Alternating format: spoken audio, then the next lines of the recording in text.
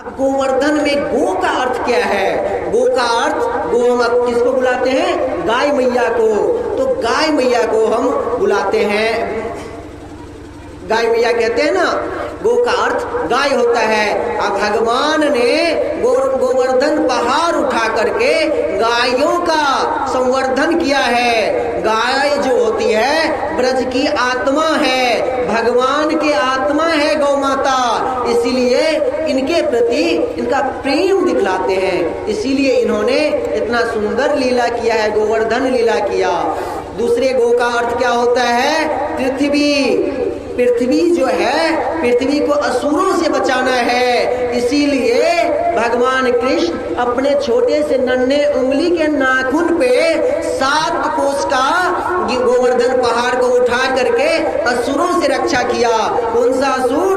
कभी कभी देवता भी असुर हो जाते हैं। इंद्र ने आज प्रलय मचा रखा था इसके लिए।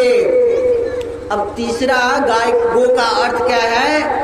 भगवान के वेद धर्म का उत्थान किया है। भगवान ने वेद धर्म का उत्थान किया है। गो का तीसरा अर्थ वेदों में होता है, वेदों से जुड़ा हुआ है। इसीलिए वेद में भी कहा गया है गो और ब्राह्मण हर हमेशा पूजनीय होते हैं। गौ माता को और वैष्णव ब्राह्मण को हर हमेशा वो पूजनीय माना जाता है। जब भी देखे तो उनका परिक्रमा करे और उनका सत्कार करे, उनको दंडवत प्रणाम करे।